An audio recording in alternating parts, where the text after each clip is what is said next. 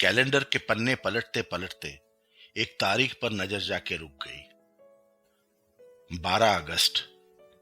ये दिन जिसका मुझे हर साल इंतजार रहता था, आज वो तारीख देखकर एक घबराहट से होने लगी थी। कुछ दिन कैलेंडर के पन्ने पर तारीख बन के रह जाते हैं और कुछ तारीख जिंदगी का हिस्सा बन जाते हैं। कुशल से मेरी शादी को 3 साल हो चुके थे, लेकिन आज भी अंकित की जगह मैं कुशल को दे नहीं पाई। एक तकदीर जो बनते बनते टूट गया और एक सच जो सिर्फ तस्वीर बन के रह गया। आज से ठीक 7 साल पहले पहली बार अंकित ने मुझे मुस्कुराते हुए पूछा था, तानी यार मेरे रूम और कपड़े को ढंग से रखने के लिए कोई चाहिए। मैं भी दोस्तों के बीच मुस्कुराते हुए बोली थी, किसी बाई को ढूंढ लो ना, अगर तुम कहो तो मैं अपनी बाई से बात करूं। तभी अंकित ने एक प्यारा सा मुस्कुराहट के साथ बोला, तुम आ जाओ ना मेरे बेबी बन के। यह सुनकर मेरे दिल की धड़कन तेजी से बढ़ने लगी थी। मैं खामोश रह गई। मेरी खामोशी को अंकित ने शायद पढ़ लिया था। ऑफिस में अंकित मेरा सीनियर था और ऑफिस के बाहर एक अच्छा दोस्त। वैसे तो प्यार का इजहार ना कभी उसने किया ना कभी मैंने, लेकिन अचानक उसके मुंह से शादी की बात सुनकर मुझे अच्छा लगा था। उस दिन मैं उसे कुछ कह नहीं पाई थी। मुझे डर था कि हर पल मजाक करने वाला उस शख्स की ये बस मजाक ही था या सच। रात को अंकित का एक मैसेज आया, सॉरी अगर तुम्हें मेरी बात बुरी लगी हो तो। मेरे कहने का मतलब था कि मैं तुम्हें पसंद करता हूं और शादी करना चाहता हूं। ये मैसेज पाकर मैं कितनी खुश हो गई थी। घर वालों को भी ये रिश्ता मंजूर था। अंकित और मैं अब दिन में भी सपने देखने लगे थे। ना उसे सपने टूटने का डर था, ना मुझे। शादी के दिन जितने करीब होने लगे थे, हम दोनों भी एक दूसरे के उतने करीब होने लगे थे। लेकिन तकदीर को ये रिश्ता सिर्फ यहीं तक मंजूर था। शादी के कुछ दिन पहले ही अंकित हम सबको एक रोड एक्सीडेंट में छोड़कर चला गया। उसके गुजरने का सच मुझे बिल्कुल भी मंजूर नहीं था। मैंने ऑफिस जाना भी बंद कर दिया। कैसे जाती भी वहां जहां अंकित की यादें मौजूद हो। हर दिन मेरा एक खत अंकित के नाम होता था, लेकिन बिना पत्ते के। आसमान को देखकर लाखों सितारों के बीच अपने अंकित का पता ढूंढने की कोशिश करती, लेकिन हर दिन हार जाती थी। वक्त गुजरता गया, लेकिन मेरे दिल से अंकित नहीं गया। घर वाले मेरे दिमागी हालत समझ रहे थे। उन्हें लगा किसी और के आ जाने से मैं शायद ठीक हो जाऊंगी। ये सोच के उन्होंने मेरी शादी कुशल से करवा दिया। कुशल को मेरे अतीत के बारे में सब कुछ पता था। मैंने शादी से पहले ही कुशल को बता दिया था कि मैं तस्वीर पे तुम्हारी पत्नी बन सकता हूं, रिश्ते में बन सकती हूं, लेकिन निभा नहीं सकती हूं। कुशल कुछ देर खामोश रहने के बाद बोला, दोस्त तो बन सकते हो ना। और यही बात मुझे मंजूर थी। अंकित के जाने के बाद ना मुझे सपना देखना पसंद था, ना किसी और के सपनों का हिस्सा बनना। कुशल मुझे हमेशा खुश रखने की कोशिश करता। कभी ये जताया नहीं कि हम दोनों सिर्फ दोस्त नहीं, पति पत्नी भी है। मैं हर दिन पागलों की तरह अंकित के बारे में कुशल को बताया करती थी और कुशल भी उससे ध्यान से सुनता था। अंकित के नाम पर हर दिन चिट्ठी लिखा करती थी, अंकित अगर तुम होते तो हम ये करते वो करते, यहां जाते वहां जाते। एक बार तो अंकित को लिखी हुई चिट्ठी गलती से कुशल के टेबल पर रह गई थी। कुशल उस चिट्ठी को पढ़ने जा रही थी कि तभी मैंने उसके हाथ से वो चिट्ठी छीन लिया। शायद बुरा लगा उसे, लेकिन कुछ बोला नहीं। अंकित मेरा था, उसका दिया हुआ गम मेरा था, लेकिन कुशल ना उसे कभी जताया, ना मैंने कभी उससे समझा। एक दोस्त की तरह हमेशा मेरे साथ खड़ा रहा, मुझे आगे बढ़ना सिखाया। लेकिन आज उसकी खामोशी मुझे चुभ रही थी। आज मैं खुद की बातें कहने से ज्यादा उसकी बातें सुनना चाहती थी। क्या कुशल का जिंदगी में मेरे सिवा कोई और नहीं है? क्या उसे कभी किसी से प्यार नहीं हुआ? उस रात वो बिना बताए बाइक लेके कहीं चला गया। मैंने उसे रोकना चाहा, लेकिन यह हक भी शायद मैंने खुद से छीन लिया था। 3 साल में पहली बार मुझे कुशल की फिक्र होने लगी थी। आज मैं उसकी मुस्कुराहट के पीछे छुपे हुए उस दर्द को पढ़ना चाहती थी। बहुत देर तक मैंने कुशल का इंतजार किया। बहुत बार उसे फोन भी किया, लेकिन उसने कोई जवाब नहीं दिया। कुछ देर बाद हॉस्पिटल से कॉल आया कि कुशल का एक्सीडेंट हुआ है और वो हॉस्पिटल में है। 4 साल पहले जिस वजह से मुझसे मेरी अंकी छीन गई थी, आज फिर से वही कुशल के साथ भी। हॉस्पिटल में पहुंचकर पता चला कि कुशल ठीक तो है, मगर बेहोशी में है। हॉस्पिटल में कुशल के सारे दोस्त भी पहुंच गए थे। कुशल मुझे कई बार अपने दोस्तों से मिलवाया था। वहां हम सब कुशल के होश में आने का इंतजार कर रहे थे। तभी नर्स ने आके बताया कि कुशल किसी दिव्या को पूछ रहा है।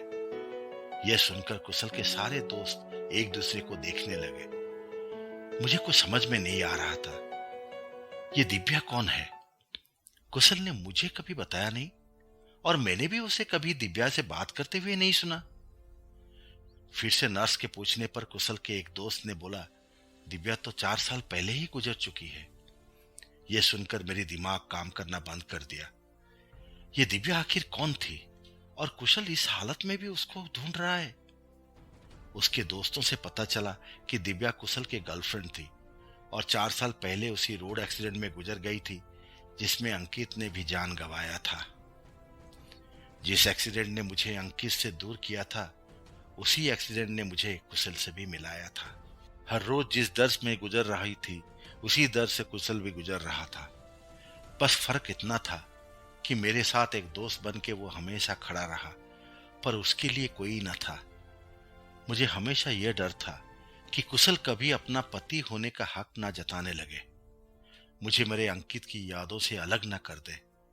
लेकिन मुझे इस बात की भी भनक भी नहीं थी कि वह भी उसी दर्द से गुजर रहा था। कुशल ने मुझे हमेशा अपना दोस्त माना, लेकिन कभी ये सब बताना जरूरी क्यों नहीं समझा। जरूरी समझता भी कैसे, जब मैं उसकी जरूरत को कभी समझा ही नहीं पाई।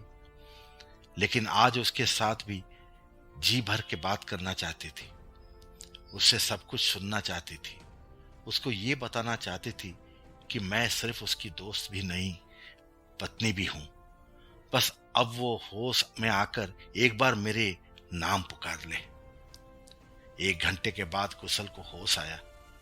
उसके सारे दोस्त जाके उसे मिलकर आए। मैं सामने तो थी, लेकिन उसको सामना करने की हिम्मत मुझ में नहीं थी, और ना मुझ में इतना धैर्य था कि मैं और चुप रह पाऊं। मैंने आखिर में पूछ ही लिया, तो मुझे दिव्या के बारे में कभी क्यों नहीं बताया? दोस्त मानते भी हो, और इतनी बड़ी बात बताना जरूरी भी नहीं समझा? कुशल मुझे एकटक देखते रह गया, फिर बोला, जिस दिन तुम मुझे अंकित के बारे में बताया, तब मुझे तुम्हारे बातों पर विश्वास नहीं हुआ। मेरी ही कहानी मुझे कोई और सुना रहा था। दिव्या की मौत की खबर को मैं हजम नहीं कर पा रहा था। मुझे हमेशा यही लगा दिव्या एक्सीडेंट के दौरान कहीं गुम हो गई होगी। मैं हर हफ्ते पुलिस स्टेशन जाता था दिव्या के बारे में पूछताछ करने के लिए। तुम्हारी बातें सुनने के बाद मैंने उस दिन पुलिस स्टेशन जाके वापस 19 मई की हुई एक्सीडेंट के बारे में पता किया, तो पता चला दिव्या की कार जिस कार से टकराई थी वो तुम्हारे अंकित की थी। उस दिन मुझे लगा तुमसे ज्यादा मेरा दर्द कोई और नहीं समझ सकता, इसीलिए मुझे तुम्हारी शर्त मंजूर थी। मैं हर दिन जो तुम्हें समझाता था, वो मैं सिर्फ तुम्हें नहीं, खुद को भी समझा रहा था। उस एक्सीडेंट में गलती तुम्हारे अंकित की थी या मेरी दिव्या की, या उस मोड़ की, पता नहीं। लेकिन हम दोनों जिंदगी के हर मोड़ पर अनजाने में गलती करते रहे। कुशल के बात सुनने के बाद मुझे मेरी गलती का एहसास हुआ। हम अक्सर जिंदगी की तमाम दर्द गमों के बीच उन तमाम खुशियों का बलिदान कर देते हैं जो हमारी दामन में होते हैं। अगले ही दिन कुशल हॉस्पिटल से घर वापस आया तो उसके टेबल पर एक खत मौजूद था। कुशल ने चिट्ठी को देखते ही मुझे कहा, तानी, तुम्हारी चिट्ठी शायद गलती से यहां रह गई। तो मैं हंसकर बोली, पहले उस चिट्ठी को अपना पता नहीं था, इसीलिए गलती से तुम्हारे टेबल पर रह जाती थी, लेकिन आज उसको अपना सही पता मिल गया है। एक दर्द तुम्हारा है, एक दर्द मेरा है, ये ना पूछो किसका दर्द गहरा है।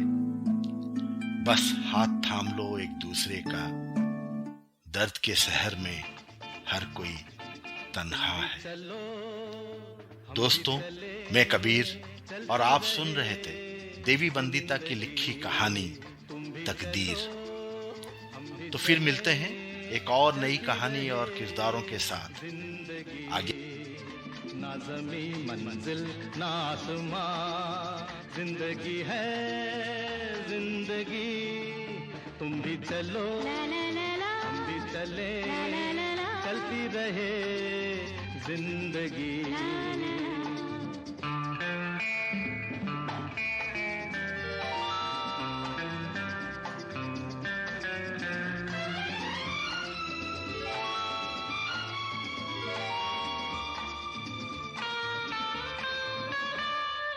पीछे देखे ना कभी मुड़ के, राहों में हो झूमे मेरा दिल, तुम्हें लेके बाहों में।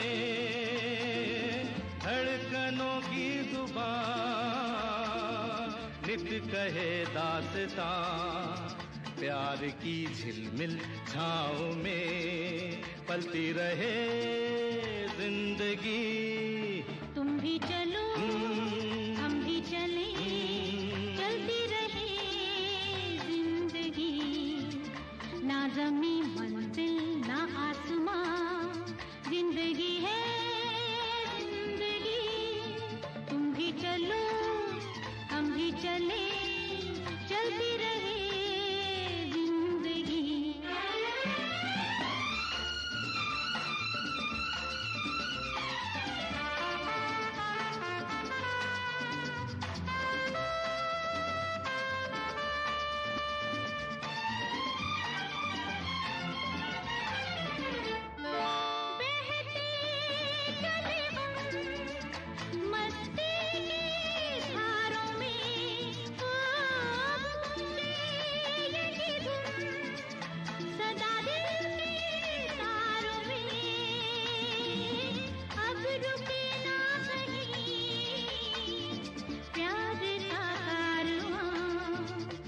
नई रुत के रंग में ढलती रहे जिंदगी।